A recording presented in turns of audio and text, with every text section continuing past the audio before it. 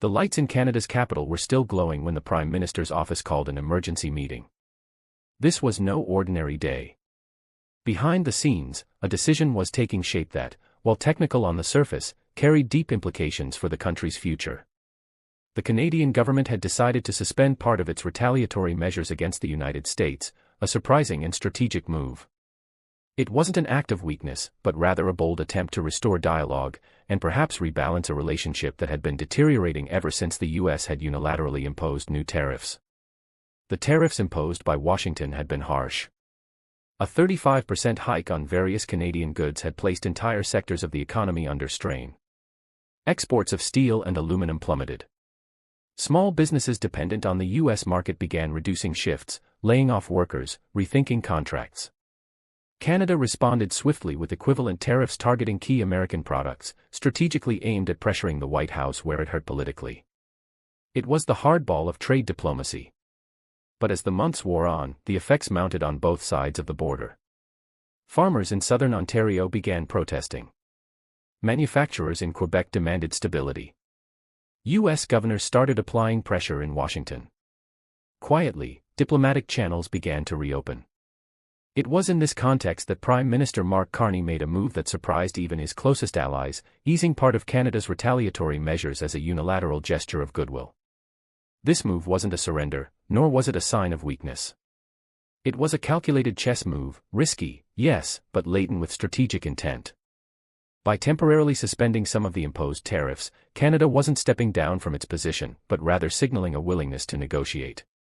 It was an invitation: let's return to the table before these economic wounds become permanent. Behind closed doors, Canadian diplomats ramped up talks with the U.S. State Department, the Office of the Trade Representative, and advisors close to the President. Carney knew the moment demanded more than rhetoric. It called for action, and mature action. His years as an economist, as Governor of the Bank of Canada and of the Bank of England, had taught him that markets crave predictability, and that trust, once broken, takes time to rebuild. Meanwhile, inside Parliament, the reactions were mixed. The opposition questioned whether the suspension of tariffs might be misread by the U.S. as Canada backing down. But Carney was clear: this wasn't retreat, it was long-term vision. The escalation of protectionist measures needed an antidote. And that antidote wouldn't come from continued confrontation, but from the patient rebuilding of trust. Signs of progress started to emerge. U.S. companies that had reduced contracts with Canadian suppliers reopened channels of communication. Governors of tariff-hit states like Michigan and New York praised the gesture. Representatives from auto sector unions saw in the move a chance to restart production and preserve jobs. At the same time, the Canadian government launched a national strategy for economic reconversion, offering incentives to diversify export markets and strengthen domestic competitiveness. The message was clear: Canada wouldn't rely solely on goodwill from abroad. Dialogue with the U.S. was part of the equation, but not the whole of it. It was time to prepare the economy for uncertain times by strengthening internal resilience and deepening ties with other blocs, such as the European Union and the Indo-Pacific. Trump, on his end, responded with caution. Publicly, he maintained a firm tone, reiterating America's right to defend its economy. But behind the scenes, Canada's move was received as pragmatic. It was exactly the kind of political maneuver the president respected: firm, but strategically flexible. In the following weeks, intense negotiations took place. A new round of bilateral dialogue was scheduled in Washington. And while no major announcements came immediately, it was clear that something had shifted. The tone had softened. Priorities were being reassessed. And above all, there was a shared awareness that the economic interdependence between the two countries was too deep to ignore. Meanwhile, Carney intensified his domestic outreach.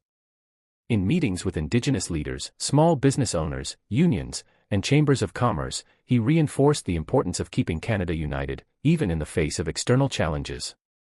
The message was simple yet powerful: diplomacy is not weakness. It is strategy, it is the defense of collective well-being through intelligent, effective means. Over time, economic indicators began to rebound. Market confidence stabilized. Exports to other trade partners increased. And trade with the United States, though not fully restored, began to show signs of recovery. For many, Carney's initial gesture of reducing retaliations marked a turning point. Of course, challenges remain. U.S. elections loom. The global landscape is still volatile.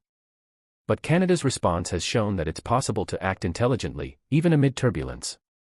That one can protect national interests without fueling a spiral of hostility. And that, in the end, a nation's true strength lies in its ability to build bridges, not just raise walls. This story is still unfolding. But one thing is certain: when Canada chose the path of diplomacy, moderation, and strategic foresight, it offered the world a quiet yet powerful lesson, that even in difficult times, dialogue remains a formidable tool. And yes, trade is in transition. But the responsibility to steer it wisely still rests in the hands of those leaders who know how to listen before reacting, who know when to step back strategically in order to move forward with greater strength.